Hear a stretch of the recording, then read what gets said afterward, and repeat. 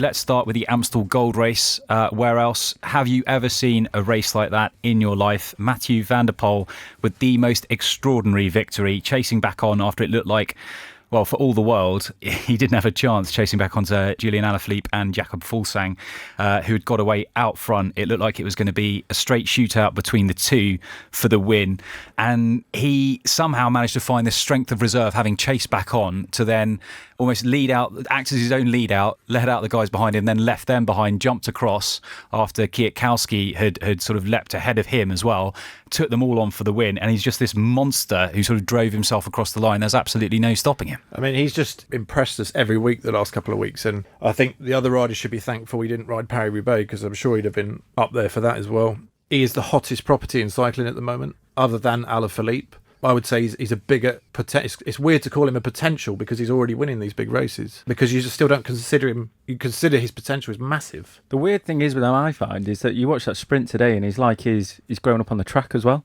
He's laying off. He knows he's got that sprint in hand, and he's just sitting 50 metres behind him. He can close that gap like that if he wants to, but he's just waiting. And for me, that's impressive. Someone comes from cyclocross, never done the track, and he's already got that craft about him, which I think so many people. You're either I find you're really strong on a bike and not much sense, or you're really clever and haven't got much of an engine. And to have both, there's not many people in cycling that have got it, and he's got it, and you can see from the results. It's scary to think what he might actually achieve by the time he's Gilbert's age. Yeah, you know, I mean, or 22. We've got so young, isn't it? We've got the end of the race here. This is what it sounded like. Van der Poel goes. Van der Poel has launched his sprint. Alaphilippe on the right. Van der Poel on the left. Can you believe it? Well, he doesn't believe it. That is the most extraordinary conclusion to a bike race I have ever seen. It's a first victory for the Netherlands since 2001.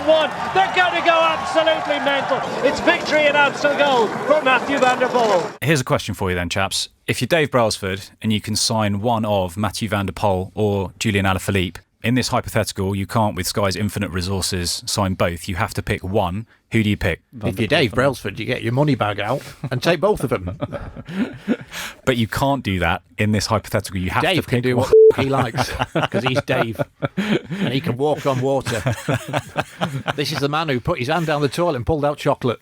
If you can pick one first, who do you pick? I would pick Mathieu van der Poel. Yeah. And that's no slouch on Alaphilippe. He's phenomenal as well, but I think he could win a Grand Tour one day. Oh, he could win it. It feels like he could win it tomorrow. I mean, Alaphilippe has set the peloton on fire coming out early this season, and it just feels like Van der Poel has totally come in and stolen his thunder, every inch of it. We saw them go toe-to-toe at Brabantse Pijl in the week. Can you say that again in English? Brabantse Pijl. Brabantse Pijl. Brabantse Pijl. Adam, you're going to have to give it a crack now. So your radio voice don't work for that, does it? No, it doesn't. It's not. I'll practice afterwards.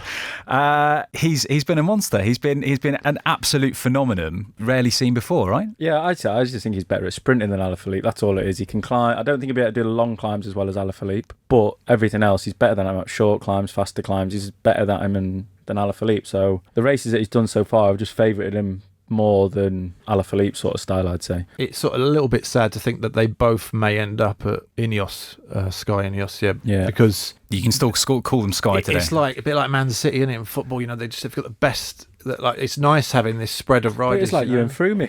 It's like having you two together, wasn't it? Well, in a way, yeah. But I mean, and you know, it's kind of like great seeing him win from another team. Kwiatkowski was like, imagine if they're all in the same team. Yeah, it'd be boring, wouldn't it? They just dominate everything. They'd do it like the Sky way, you know. They'd take it on and just they'd do what they had to do. They wouldn't race to animate the race. They'd just race as a procedure to get that result, I think. I think the good thing with these two, Alaphilippe and him, is they're entertaining to watch, and their personalities, which I think the sport, they need these people. You know, they really do, and it's brilliant to see them. I mean, it's anything but boring, particularly the way Van der Poel's doing it, because normal sort of racing tactics just don't seem to apply to him, because he just sort of goes when he wants. You saw him with sort of 50k to go, and he was attacking, and then they sort of reeled him back in. So I thought he was done for the day there. But normal rules just don't apply. It looks like he's having fun doing it as well, doesn't he? It's mental. I just can't like that. You know, they just look like they're having so much fun doing it. And I don't know if that's because of their bike handling skills and wheeling and all this. It's like the juniors, but in a pro race. It's just like doing what they want when they want